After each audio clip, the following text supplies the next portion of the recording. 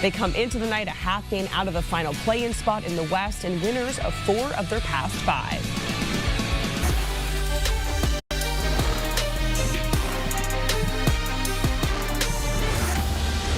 That's so bad. That's right. There it is. Lucas Oil Stadium, home of the Indianapolis Colts during the season, home of the 2023 NFL Combine this week. This is With the First Pick podcast on CBS Sports HQ, coming to you live from the Indianapolis Convention Center. And as you see the scenics here, I'm Ryan Wilson. This is our general manager, Rick Spielman, and we are live together again. We were together in Mobile, Alabama, did a show. We were in Phoenix, Arizona for the Super Bowl, and here we are on stage here at the Combine.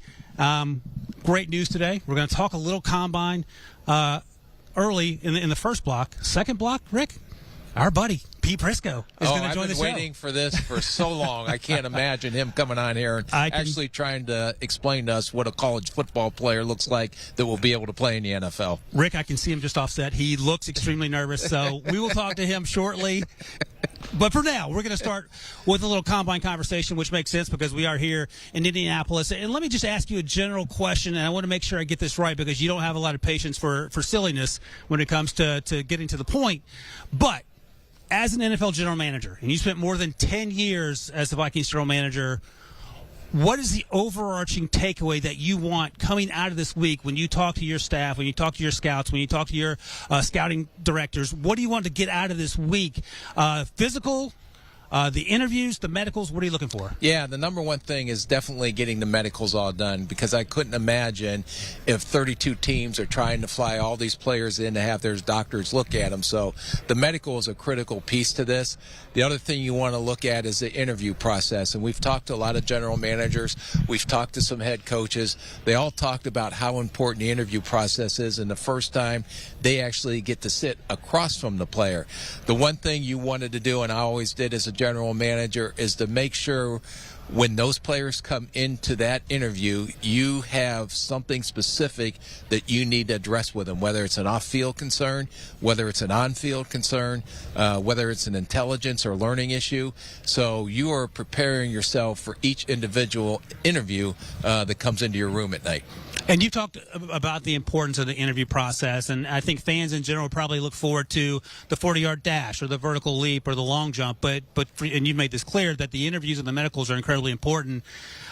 Has it gotten easier or harder to read players when you get in these interviews with them because they are now so much more polished than they were 10, 20, 30 years ago? Yeah, and it's amazing the job that these agents do in prepping these players when they come into an interview. And so you really have to try to come up with creative ways to maybe get them off the rehearsed answers that they're going to probably give you. So you ask a lot of open-ended questions. You talk about, tell me an issue that maybe we don't know about you, that you weren't happy that you did off the field, a decision that you made off the field. So then you see what type of rabbit hole that they will take you down, and then you can dig further into those questions. If it's a player that has high character, no issues at all, but you may have a learning issue with him, you're going to spend a lot more time with him on the board in watching tape. And then some guys just come in or just as clean as a whistle, and then you're just going to spend some time to get to know them a little bit, talk a little football, get to know them from a character and background standpoint, and then move on. And you talked about this before on the podcast. Jalen Hurts fit the description of someone who you were absolutely blown away with when you got a chance to talk to him in person. Yeah, we were down at the Senior Bowl, and I spent we got about 20 minutes with each kid, but I could have talked to him for 2 hours. And to sit there and listen to his leadership style, listen to his maturity, listen to how he overcame all the adversity that he had to come from Alabama, then getting benched, then moving on to Oklahoma. But he found a way to get over that hump on all the adversity that he faced, and that's what you're seeing right now, why he's having so much success in the NFL as one of the young premier quarterbacks. Speaking of young premier quarterbacks, this is going to be a talking point for the rest of the week. We've already talked about it several times today. The quarterbacks are the story here, and our favorite quarterback, QB1, is Bryce Young. We'll see how tall he is. We'll see how much he weighs. But one of your sticking points, and Jalen Hurts went to Mobile, Alabama, and took part in the Senior Bowl. Bryce Young wasn't eligible, but he played in his bowl game with Alabama. he's not going to throw here. The other quarterbacks looks like they will throw. Will Levis, C.J. Stroud, Anthony Richardson. Is that a problem? Yeah, it's a little bit of a concern, but not much, because I knew he did not have to play in that Sugar Bowl, but he went down there and put a stamp on his career, on who he is as a quarterback. Played his best game of the season in that last game against Kansas State down there, made some incredible throws. What'll be interesting is everybody and all these players are starting to jockey for position on teams' draft boards. So right now he is QB1. I think if you don't have a concern with the height, or you don't have a concern with the weight, that he's definitely the QB1 on most teams' boards. But all of a sudden you got a Will Levis, you got a C.J. Stroud, who did something in the Georgia game that we didn't see all season, is show his athleticism and how he made plays with his legs. So that closed the gap a little bit. And then you got Anthony Richardson, who's got the most upside, the most physical ability, but probably also the most questions on him as well. So, but all these guys are going to go out there. They're going to compete. You're going to see them stack up against each other. And I'm not so sure that one of these or all three of these guys nudge up closer to that number one QB potentially taken off the board, especially C.J. Stroud. Let's talk about nudging up on the other side of the ball. And when it comes to working out here, Will Anderson, you spent a lot of time with Alabama in the fall. You know him very well. He's a great young man off the field, great teammate, fantastic football player. It appears to be he's going through the drills. Jalen Carter said, I will wait till my pro day. Now, Jalen Carter, I don't know what he would have to do not to be one of the first players drafted, but is that any consideration from an evaluation standpoint when you see Will Anderson out there doing these drills and Jalen Carter not? Well, and yet it's part of the process and part of it. I don't know if Jalen Carter is going to fall to number 30 in the first round. He's just too talented. I'll bet $1 on that if you want to go with continue with our dollar bets. But it's, I don't know why. What's the reason why you're not going to compete? And that'd be one of the first questions I would ask if I was sitting there and interviewing the player from a team perspective. Why wouldn't you want to come in here and compete? Now, a lot of times it could be a health concern or something like that. I believe the McBride, the running back from Alabama, Birmingham, has a hamstring, so I can understand why he's not going to be able to work Skinner out. just got hurt working out prior to coming here, the safety from Boise State as well. Right, so... But I always wanted to check because all those guys have to go through a physical. So I want to know, how significant is this injury? And would it prevent you, if we had a game this Sunday instead of this combine workout, would you be able to play or not? And so they can say they're injured or they got injured during training, but getting ready for the combine. But when you go through the medical, you know how significant that injury is. And I'd always ask our trainer, how significant is this? Is this preventing him from working out or not? Yeah, old school Rick. That's why they call you old school Rick. The difference, of course. Just want guys that want to go out there and compete and play ball. I get it. So, speaking of which, it's not necessarily playing ball unless you're the quarterback in these drills this week, but are there drills specific to positions that you look for to see how these numbers work? Because, for example, are you worried about the 10 split for the offensive lineman? Does that mean anything in terms of their long-term NFL success? Yeah, there's a lot of things, and I was able to serve on a lot of committees. One of the committees I was on was the Combine Committee. In fact, what you've seen over the last 3 or 4 years is the drills that they're doing, the position-specific drills that they're doing, it's evolving to what we're seeing on the field on Sundays. So an example was a running back. One of the routes that he had to run old school or throwback is a 7 route or a deep corner route. Right. Well, they never run those in a game, so we changed it to a choice route or an option route. What they're going to run an actual on game day on Sunday in the NFL. So we tried to adapt a lot of the drills when I was part of this committee to what we're seeing today. For example, an offensive guard, they have to be able to get out with all this outside zone scheme. Mm-hmm. They have to be able to get out to get to the linebacker, and they have to take the proper angle. So we implemented a drill like that.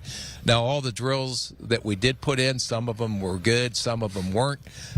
We had one year where the tight ends were using a blocking sled we wanted to see if we can see pop and how they explode into the sled. Well, the problem was the sled kept digging in the turf, and it was going to end up getting someone hurt, so we ended up scratching that. But I think just like everything else in the NFL, you have to continue to evolve the type of drills you're doing and the drills that are going to be applicable to what they're going to be doing on Sundays. So you've talked about this on the podcast, how analytics has grown into a pretty important part of the evaluation process. Obviously, it starts with watching the players and getting a sense for that. Do the analytics get involved in terms of these drills or the numbers you want to see and how best to get to those numbers to see if you can find out? For example, has the thinking changed in that you can have sub 33-inch arms and play offensive tackle and be good, or is it still that sort of the benchmark for old school scouting? Yeah, our analytics did a phenomenal job when I was in Minnesota, led by Scott Kuhn, who led all the analytics department, and very bright-minded, a lot smarter than I am to come up with all these. Hard to believe. Yeah, it is, but it is what it is. And but come up with all these different. Everybody gets the same number. So how can we take all these numbers we get at the combine, arm length, hand size, 40s, and how can we make it a competitive advantage for us? So what we did is they went back and they studied combine numbers over the last 20-plus years. And then we tried to start cloning players on their success rate in the NFL. So if you had, for example, we found out that if an offensive tackle had less than 33-inch arm and ran slower than a 5.25 40, there were 6 guys at the time drafted in the first 3 rounds. All 6 never lived up to their billing. One of the most important parts of the 40 for the defensive backs is the flying 20, which is not the first 20 yards, but it's the last 20 yards of the 40-yard dash. So they were able to dissect a lot of these numbers, the psychological numbers, the intelligence numbers, and specifically weight what was most important for that position to try to predict what would be successful in the NFL. I don't know if it's just because I'm small. I have a thing for small players, and you are very much like, well, small players tend to get hurt, and that's a concern, and that's obviously something that your eyeballs. Can I ask you did you talk to my brother when he was over here earlier? Small guys break. Yeah. That's what I heard. It's a big man's game. It's a big man's game. Speaking of which, you are a Bryce Young supporter, as am I, and historically, guys who are sub 5'11", guys who are less than allegedly, we have not had the official measurement yet. We'll find out. But right, in that ballpark, you have Seneca Wallace, Joe Hamilton. That's it. Russ Wilson weighed over 200 pounds here. He was 5'11". Kyler Murray is 5'10" and an eighth, weighed 207, I believe 204. So they're thicker than Bryce Young. If you're a general manager trying to sell to an owner, I have to spend whatever the going rate is for a first overall pick, second overall pick on a 5-year deal, and sell that with the understanding that there's a chance he gets hurt because he's a quarterback, no matter the size. How are you doing that, especially given analytics will tell you this feels risky?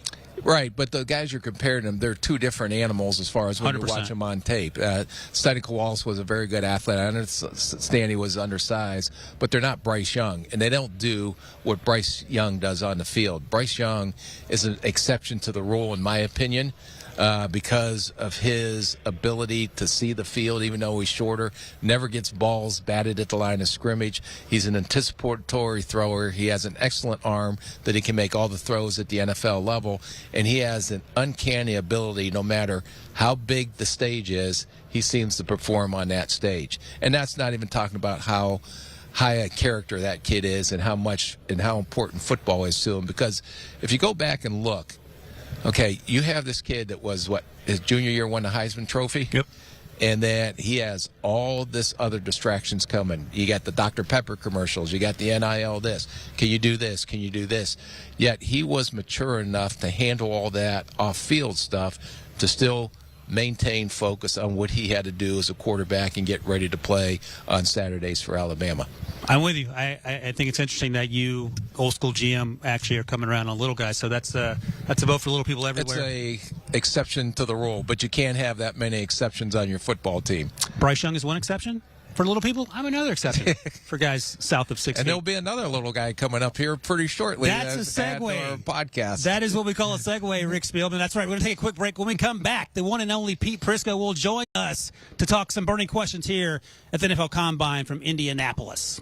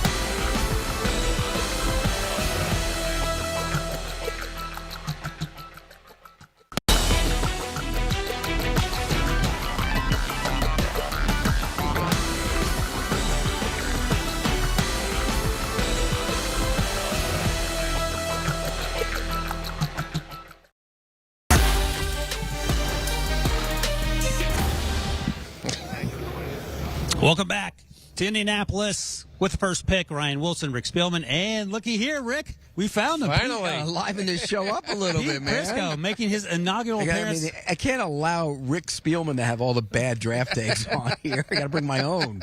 And we'll get you a T-shirt for coming on the show today. Oh, wow, thanks. I appreciate that. This is Pete's first visit. Almost certainly will not be his last. We'll see how it goes. Rick has the final say. He is the GM of the show, Pete. So let's start here. You get to be the GM on this very first question.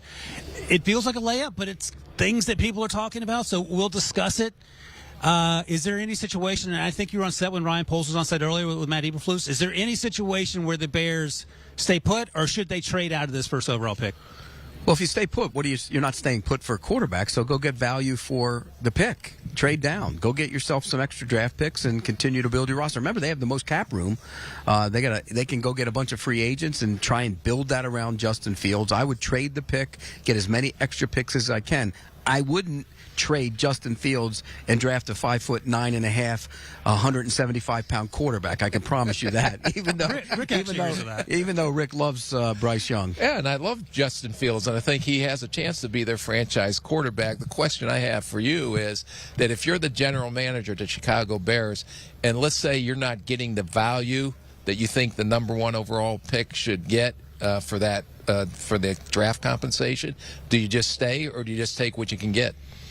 Well, I mean, take what you can get, like a 1 and a 2. Like somebody trades up with their 1 and gives me a 2. No, I'm not staying put. I'll use the pick and draft somebody. But the good news is, unlike last year's draft class where the quarterbacks weren't good, the first quarterback went 20th overall, Kenny Pickett, there's going to be, it feels like, Rick, some competition to move up for these guys. So, Pete, I'll ask you again, how far are you willing to move down? The Colts are at 4. They need a quarterback. The Vegas is at 7. Who's going to give me a first-round pick and 2 2s or something to move down a couple spots, or for 2 first-round picks, then I'll move down. But are you willing to go to 9 with the Panthers and understand that you're going to miss out on Jalen Carter or Will Anderson? Or What am I getting? If I'm going down that far, I'm getting a little bit more. You're getting a little more. I want draft picks. If I'm the Bears, I want draft picks because I can rebuild this team. If I have a belief in myself as a drafter, then I want the draft picks because you already have the cap room. You can go do it that way, and you can also get a lot of picks. And just to make a point to Pete's, if you have that much draft capital, it doesn't prevent you from moving back up because there's been plenty of times where I've moved down and then we took some of that draft capital and moved back up to go get a player. The question is this. The quarterbacks, I mean, you keep talking about how great this quarterback class is. 12 months ago, they're better than we thought this group is better than what last year's group was. And last year's group wasn't great. Nobody will pretend it was, but I don't know how great this draft class is. I don't disagree. Either. Every single one of them have issues. Every one of them. Again, we start with Bryce Young, tiny. I mean, he's a little kid. Somebody told me, a scout told me today, he looked like a high school kid. He's tiny. And I know you're going to defend him. Here we go. Go ahead. Wind him up and defend the Alabama kids. But Go ahead. No, Rick, ask him who his QB1 is. Who's your QB1? He is. Okay. But I'm, by the way, I'm not entirely done with the process for myself. As of right now, he is, and it goes against everything I believe in having a quarterback who's 5'10.5" and 185 pounds. That's all alleged. You don't know that yet. Let's get the official measurements. You stood next to him. Well, how tall do you think he is? He's taller than 5'10". He doesn't want to say. Yeah, he's 5'10" okay? And that's not the height isn't the issue. It's the size. He's not a big guy. He's a little guy. So you're more worried about the durability? Yes, because he plays like a big quarterback. He never gets the ball batted at the line of scrimmage. That's true. He has unique vision down the field. He's an anticipatory thrower. He's the most accurate thrower in this year's draft class. He is. What else do you want? He is accurate. He's an accurate thrower. He throws a catchable ball. That'll say. But let me ask you this, Pete. So is there any quarterback, C.J. Stroud, Will Levis, Anthony Richardson, whoever's behind door number 5, that can be in the QB running race? Like, could someone go first over Bryce Young and be a surprise for the media, at least? Well, I still think Will Levis is in play, and I don't think he will. Explain to me. Well, here's why. Again, you guys know this. Will Levis playing last year, and you should be proud of this, as the guy who wants everybody to play, supposedly had a bum shoulder and a bum foot all year and played through it. That means something. Should he be pinged for the way he played? Because he wasn't good last year. Don't get me wrong. He was not good last year. But the year before, when he played Georgia, you popped that tape on against the national championship defense that had all those guys drafted, and we'll have more in this class. He was good in that game. Well, let me just ask a question. You could watch this year's Georgia semifinal and see C.J. Stroud do it better. Well, he also has a lot better players around him, too. I mean, he's got think about C.J. Stroud, not this past year, but the year before, who he was throwing to. I mean, come on, are we real? It was Garrett Wilson, it was Marvin Harrison Jr., it was Smith and Jigba, and it was Olave. I mean, okay, go ahead now, go make a play. I mean, of course he's going to look good. Who's Levis throwing to? The year before, he had Wandale Robinson. Throw the ball, though. You can have all those all-stars out there in first-round picks, but you still have to execute and throw the ball. I'm not saying that C.J. Stroud can't throw the ball. There were games when he played Northwestern and the weather was bad. How did he look in that game? Okay. He was terrible. Yes. So you could pick them all apart. Every single one of them. Every single one of these quarterbacks. Anthony Richardson, to me, he's intriguing because of what you could do with him if you create the offense to work around him, much like the Eagles have done with Jalen Hurts. Is there any universe where you would take Anthony Richardson first? I need to do more work on him, but the answer to your question, because I want to watch more tape on him, but the answer to your question is maybe. So, Rick, let me follow up on that, though. Let's assume that, let's say on some universe, a lot of universes here on the show, that Kyle Shanahan, this is the year that they move up to 3. Would you feel comfortable with Anthony Richardson going first overall to that program? Because it feels like, no disrespect to Brock Purdy, but that was a great situation, landing spot for him. There's no way they can do that. They just spent, but hypothetically. Somebody like that, you're saying. Yeah, somebody like that. Okay, let's just say if they hadn't made the move to go get Trey Lance. Exactly. If you were the 49ers, would you go up? Could you go up and go get Anthony Richardson? And the answer to that question is yes. What are you doing it with? Is Anthony Richardson better prospect than Trey Lance? No, I'm saying it's hypothetical. Okay. Is Anthony Richardson, I don't deal in hypotheticals. Is Anthony Richardson a better prospect than Trey Lance? I would say that he is physically a better prospect than Trey Lance. Yeah. Yes. Yeah, I so would agree with put that. aside the compensation, just for the sake of conversation here, that feels like a situation that would be a good fit because Shanahan seems to be able to scheme these things up no matter the athleticism level of the quarterbacks. And I think to Pete's point... Go ahead. But it feels like Anthony Richardson has had more big game experience. Hasn't been great, granted, but it feels like the upside is higher as well. Yeah, but you look at back then, Jamarcus Russell. Everybody was saying he's the next come because he threw the ball as pretty as anyone. Yeah, but when you look at the tape a lot of other issues as well. Come on. Well, does this kid on the field, some of the athletic things that he does, there's not a lot of quarterbacks in the NFL today that are very good quarterbacks that can do what he can do. The way the ball comes off his hands, he's like a running back when he's running the ball. He's tough to bring down. He's got all the physical tools you want. The biggest question that he has to answer at this combine is in the interview process, does he know what it takes off the field to be an NFL quarterback? That's not the answer. Is he the next? That's not the question. The question is, will he on the next level be able to process? Because he wasn't asked to do a lot That's part of the interview process as you're trying to find out how he can process. Well, that's the psychological testing that you psychological that's testing. the intelligence. That's the psychological cognitive testing. learning. Everything's involved in that. No, that has nothing to do with can he process. How do you know is the guy process if you're just going to sit there and watch or not? You're going to ask, hey, did you process that? No, you put him on the board. You put him on the board and see what he can do. See, that's where you're wrong. And I'm going to tell you why you're wrong. Because a guy can go on the board and draw up cover 2, and, okay, they got a strong safety come down, and he can sit there and explain it like an offensive coordinator. And he can do that in 3, 4, 5 minutes, okay, and sound like a coach.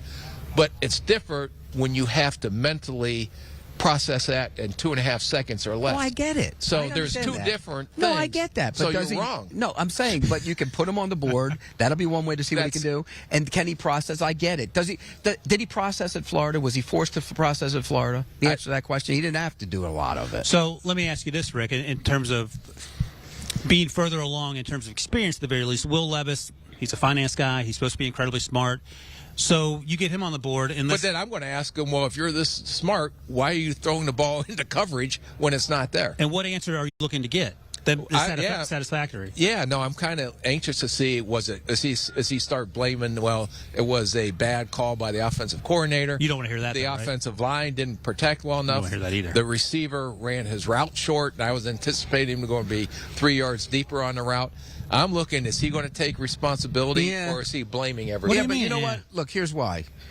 There are, like your name, Rick and Spielman, there are Will and Levis. There are I's in both his first and last name. So if he said that, you're gonna. I mean, I'm gonna tell you my shoulder was messed up, my foot was messed up. That wasn't. My team stunk around me. The offensive line was terrible. I had no receivers. But go ahead, go win games. You would get turned off by that, or would you like his honesty? No, I would like the honesty, but I don't want. He's got to take some blame too. He didn't play well. He knows he didn't play. He would be Right, first. but I want to hear him say that too. But again, there are games where you watch Will Levis and he's not processing the information, And that's my that point. worries me. So we're talking about Anthony Richardson and his development, and the thing with Will Levis, and Rick, you've actually talked about this. It took you a while as an evaluator to figure out you can be a smart quarterback, but if you're not quickly processing, no matter how smart you are, that's a concern. How would you go about figuring that out with Will Levis? Well, telling what Pete says, you have to do this through tests, and you can Not do psychological tests. You can do tests. There's different ways. There are tests to measure how quick you can process. I get it, but not psychological tests. Push those aside. Okay, there's psychological testing, but there's mental quickness involved in the psychological testing. Okay, and I'm going to give you an example about visual, life. I'm going to teach you some life lessons. Ready? They put up a puzzle. How visually quick can they correct. solve? But I'm going to teach you puzzle. some life lessons. Ready? Okay. There are people who are Mensa, right? They're brilliant. Do you have a pen or paper, anyone? Yeah. I want to write this down. Mensa.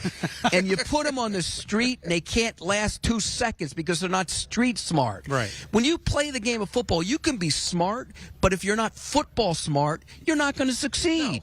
No. And I football agree. smart means processing, like you said, but understanding Like Bryce the game. Young does. Yeah. That's- No, he's a good that's a good processor. point. Nobody's ever going to say he's not. But again, is 5'10", 185 There we pounds? Let me ask you this. Let's change the He subject. doesn't have a big arm either. Patrick Mahomes comparison. man. here we go. Here we go. Yeah, we'll say that. You're going to be on all week, so we have plenty of time to yell about that. Let me ask about the wide receivers, Pete. Tell me who your favorite wide receiver is. It doesn't have to be the best, but in terms of your favorite player. Marvin Harrison Jr. Oh, that's next year. That's next year. How about this year? It's probably the big kid from TCU. And again, Quentin Johnson. Zay Yeah. Flowers is interesting to me. He likes Zay, too. All he does is produce. All he did. And he had terrible quarterback play this year. Awful quarterback play. Yeah. And he still produces. When he gets the ball, he gets open. He knows how to run after the catch. I worry about Johnson a little bit. What are you worried about exactly? I don't, the comparison to T. Higgins, I get it. But is he just a straight line guy? No, he's not. No, he's not a straight line guy. When you watch him on tape, he makes a some big plays. body with little body movement skills. And when you see him drop his weight, getting it down, I don't think he plays as fast as his 40 time, though. Do you think he plays as fast I as think he plays Yeah, fast. he plays Yeah. fast on tape. He plays pretty fast. I don't think he plays as fast as 40 time, and I worry about that. But if you're going to draft a prototypical wide receiver, he's the guy. If Zay Flowers was a little bit bigger, he'd be the guy. But you look at this group. It's Johnson. I love Addison. I think Addison's going to be a special. big-time player. Smith and Jegma, how do you know? Here's the thing. I mean, he was the fourth receiver on that team last year. But here's the thing that Garrett Wilson told us in Phoenix. If you go back and look, Garrett said he was the best receiver on that squad. And you go back and look at the numbers. He had the most receptions. He had the most yards. Now, Rick will tell you the athleticism is a concern, and he plays out of the slot. So, but we said the same thing. Well, yeah, he's getting open and had the most receiving yards because everybody was worried about the two other guys on the outside. Three other guys. But Rick, let me ask you this, because one of the concerns about Justin Jefferson coming out was how fast was he going to be, and he only played in the slot. How did you get over that? No, he did not only play in a slot. His junior year he did. His sophomore year he did. He was outside his sophomore year. And that's what he told me and when I asked him that They had question. some very talented receivers on that roster, too. But you've seen Justin Jefferson make all the plays you wanted That's him true. to make. And he had great ability to go up and get the ball. He made contested catches, and he was a lot faster than I think people. Sometimes when you're evaluating these guys, some of these big guys are long striders, but they're so smooth that it may not look like they're running fast, but then they come out here and run a 4.3, 4.4 because they're so smooth and so efficient the way they run. Go back to that, I think it was 2020 Ohio State receiver room. Yeah. Jamison Williams was in that room, Getting good too. playing time. So, okay, rank those receivers in that room as is right now. Smith and Jigba would be the last one. Yeah. I would agree. I think Garrett. I love Garrett more than Olave, but they both had really good rookie seasons. Right. So, I mean, look, he's a good player. I just don't think picking him in the first round, maybe the back end of the What if first he round, runs a 4.39? What does that do for you? it doesn't change me. I mean, it doesn't. 4.65 changes. 4.65 goes him out into the second round, I think. Second, you might as well keep going. Well, that because There's not a lot of 4.65 receivers playing in this league. Let me ask you about Jalen Hyatt. I don't know if you've seen the Tennessee long can fly. strider. He reminds me a little bit of Mike Wallace. Is that a first-round talent, like a home run hitter like that, or is that too rich for you? You know what? The more I watch Tennessee, and I've gone back and watched them, the other receiver was a good player, too. Cedric Tillman. Tillman's a good player. He was hurt, too. So he got he's hurt. better than he was on tape. This kid's got a lot of speed, and I'm curious to see what he's going to run. What do you think he runs? I bet everybody $1. This is one of our dollar bets. He'll be the fastest player at the combine. Jalen Hyatt? Yeah. What about Devin Achane, the Texas A&M sprinter? Faster than him? Hyatt will be the fastest. All right, make a note. There's a couple other track guys in this. A lot of track guys. Yeah. I don't know if you're going to be right about that one. That'll As be usual, right. you'll be wrong again. Do you like him as a receiver, though? That's the Who's question. that? The kid from Hyatt from Tennessee. I think the concern is he's a one-year wonder guy, and he had a big year, but he's coming out of that offense, and what he does is he does the vertical stuff, and he did track the ball well down the field. I don't know if he's a complete receiver yet, because you don't see a lot of the route tree that he's going to have to run here at the NFL. He does have good hands, but sometimes you get a little cautious when he's only done it for 1 year. Why hasn't he been as productive in years previous? It's not a great receiving group. It's just not. It's not a great receiving group. That's Right. why part of the reason we talked to Trent Baalke about it today. Go get Calvin Ridley in Jacksonville, because you don't know if there's any That's real right. great receivers in this class. I actually agree with you on that. Compared to recent years, this receiver class is going to be interesting. I think you get more value late day 2, early day 3. But, Rick, Pete's time here is coming to an end. We're done with the first pick I'm coming here. back tomorrow. For today. This is Okay. your inaugural No. appearance. Yeah, you're coming back. And never say my time is coming to an end. I'm too close to that. I don't want to hear that. Fair enough. All right, so thank you for joining us with the first pick here in Indianapolis. And we'll be back here tomorrow for sure. In the meantime, you can check us out with the first pick wherever you get your podcast. And you can find our coverage as well on CBS Sports HQ all week from Indianapolis. For Pete Prisco, Rick Spielman, Ryan Wilson, we'll see you guys tomorrow.